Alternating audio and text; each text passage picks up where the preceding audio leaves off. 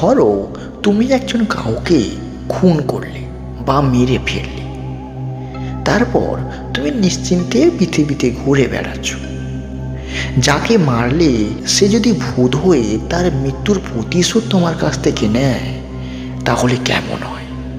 ধরো সেই প্রতিশোধ যদি তোমার মৃত্যুই হয়, তাহলে কেমন হয়? এরকম একটা ভয়ঙ্কর ভূতের গল্প নিয়ে আমি চলে এসেছি। নমস্কার, আমি অর্ণ। আজকের ভূতের গল্পের নাম হলো প্রতিশোধ। চলো দেরি না করে শুরু করা যাক।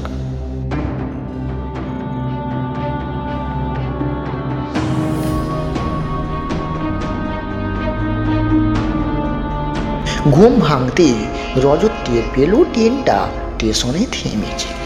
বাইরে হকারদের চিৎকার, ব্যস্ত লোকজনের মালপত্র নিয়ে এদিক ওদিক ছোটাছুটি।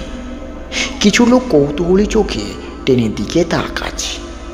এসি ফার্স্ট ক্লাসের জানলার কাছে নাক ঠেকিয়ে ভেতরে কে আছে দেখারও চেষ্টা করছে কেউ কেউ। মোটা কাচের জানলার ওপারে স্টেশনের নামটা পড়ার চেষ্টা করলো রজত।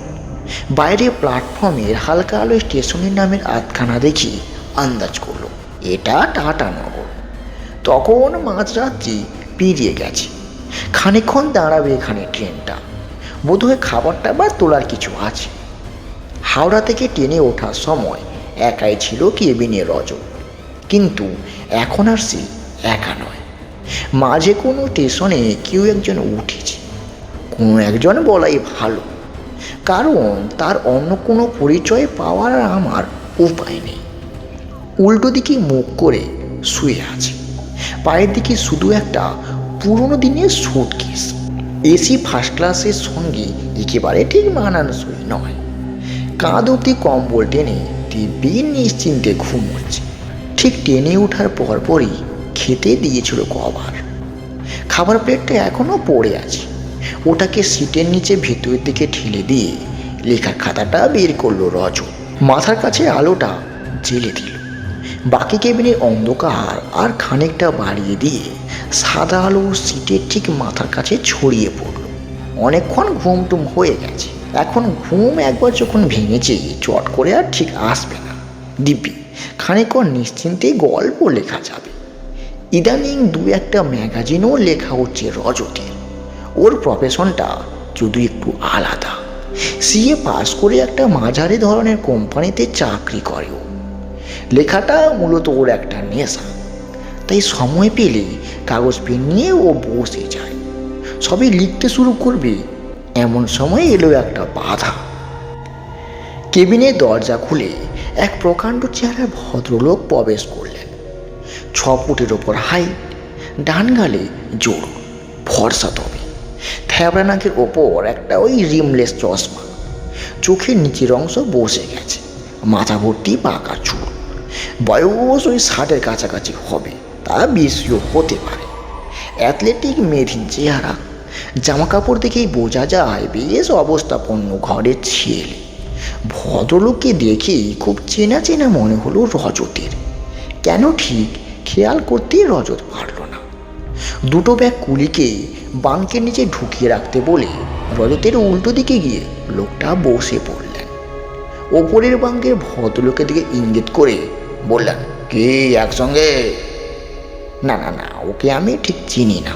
গুড, এক কেবিনে 3 জন, কেউ কাউকে আবার চেনে না। ভালো।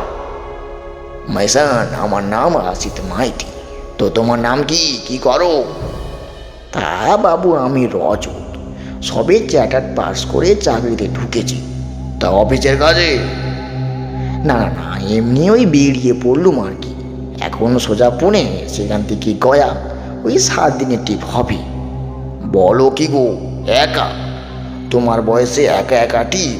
তা বন্ধু বান্ধব কেউ নেই? মাথা নেড়ে মুচকি হাসলো রজত।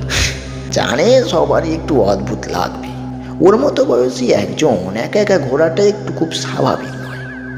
আসলে ছোটবেলা থেকে রজত খুবই একা থাকতো, এখন সেটা ওর অভ্যাসে হয়ে দাঁড়িয়েছে। বাবা খুব কম বয়সে মারা যান, তারপর মামা বাড়িতে মানুষ। বড় মামার খুব শাসন ছিল, বাইরে কারোর সঙ্গে মেলামেশা একদমও পছন্দ করতো না। মা ও বাবার হঠাৎ মৃত্যুতে এতটাই আঘাত পেয়েছিল যে তিনি কখনো বাইরে বেরোতেন না। সব রকম আনন্দ উৎসবে এড়িয়ে চলতেন। আর তারই ছায়া এসে পড়েছিল রজতের ওপর। আশিসবাবু মানিব্যাগ থেকে একটা বিজনেস কার্ড বার করে রজতের দিকে এগিয়ে দিলেন। এটা ওই পুরনো বিজনেস কার্ড। 3 মাস হলো রিটায়ার করেছে। তা বায়োমেডের নাম শুনেছ? হ্যাঁ, তা শুনবো না কেন? ভারতের ওই 1 নম্বর ওষুধ তৈরির কোম্পানি। আর তাছাড়া রজতকে কথাটা সম্পূর্ণ করতে না দিয়ে আশিসবাবু বলে উঠলেন, আমি ওখানে ম্যানেজিং ডিরেক্টর ছিলাম জানেন। বলে একটু গর্বের হাসি হাসলেন। বুঝলে, তার 4টে বছর। বুঝলে ইয়ংম্যান, একসময় বায়োমেডকে কেউ চিনত না। আমার জন্য, এই আশিস মাইতির জন্যই বায়োমেডকে এখন সারা পৃথিবী চেনে। বলে কোটের পকেট থেকে একটা সিগারেট বার করলেন। লাইটার আছে? একটু ধমক দিয়ে বলে উঠলেন আশিসবাবু। না, আমি ওই স্মোক টোক করি না। আমার লাইটারটা ওই ডান দিকে লেদারের ব্যাগটার সাইড পকেটে আছে, বের করে দাও তো। বেশ, অর্ডারের সঙ্গে বললেন আশিসবাবু। রজতের হাত থেকে লাইটারটা নিয়ে সিগারেটটা জ্বালিয়ে একটা টিপটি টান দিয়ে উপরে বাঙ্কি দিকে তাকিয়ে বলে উঠলেন, আর লোকটা মরার মতো ঘুম লাগিয়েছে দেখছি। তার সঙ্গে আবার মালদা আমলের ব্যাগ। কোনো সেন্স টেন্স নেই। আমার অফিসের ঠিক এইরকম একটা ব্যাগ নিয়ে কে যেন একটা আসতো, ঠিক খেয়াল হচ্ছে না। যাকে বায়োমেডের কোনো ওষুধের নাম জানো? হ্যাঁ জানি। কি? অ্যাসিবিউইন, মাথা ব্যথার ওষুধ। বাহ, জানো তাহলে? খুবই হিট প্রোডাক্ট ওটা, জানো? আমার রিসার্চ টিমই ওটা করেছিল। সে প্রায় 25 বছর আগের কথা গো। আমার বাবাও তো বায়োমেডে কাজ করতেন অনেকদিন আগে, তাই একটু অবাক হলেন। কি নাম ওনার? রঞ্জন চ্যাটার্জি। তার রিসার্চ সায়েন্টিস্ট ছিলেন। কেবিনের আবছা আলোতে মনে হলো আশিসবাবু যেন একটু চমকে উঠলেন। রঞ্জন, আপনি বাবাকে চিনতেন? উনি ওই আপনাদের গুড়গাঁও অফিসে কাজ করতেন। একটু গলা খাঁকড়ে সিগারেটের ছাইটা নিজের কার্পেটের উপর ফেলে একটা সিগারেটের টান দিয়ে উঠে দাঁড়ালেন আশিসবাবু। না, বড় কোম্পানি তো, অনেক এমপ্লয় ছিল। সিনিয়র ম্যানেজমেন্ট হলেই চিনতে পারতাম। আমার তো সব সিনিয়র লোকদের সঙ্গে কাজ, তাই না? যাই, সিগারেটটা বাইরে গিয়ে শেষ করি। ভেতরে বড় ধোঁয়া হয়ে যাচ্ছে। আবার কখন যে স্মোক অ্যালার্ম বেজে উঠবে। অবশ্য সবই এখন টাকা দিয়ে ম্যানেজ করা যায়, বুঝলি ইয়াংম্যান। কোনো নিয়মে তোয়াক্কায় আশিস মাইতি ঠিক করে না। আশিসবাবু কেবিনের দরজা খুলে বাইরে বেরিয়ে গেলেন। সত্যি বলতে কি, এত সিনিয়র লোক অথচ ভদ্রতার অভাব। কেবিনে যে আরও 2জন আছি তাতে কোনো ভূক্ষেপ না করে দিব্যি সিগারেট খাচ্ছিলেন। অবশ্য তাতে কেবিনের অন্যজনের কোনো অসুবিধা হচ্ছে বলে তো আমার মনে হয় না। অন্যদিকে মুখ করে এখনও দিব্যি ঘুমিয়ে যাচ্ছেন। আশিসবাবুকে কেন যে এত চেনা চেনা লাগছিল সেটা মনে করার চেষ্টা করলো রজত। এত চেনা মুখ ভাবতে ভাবতে হঠাৎ মনে পড়ল, কেন এত চেনা লাগছে। হ্যাঁ, ঠিক পরিষ্কার মনে পড়ে গেছে।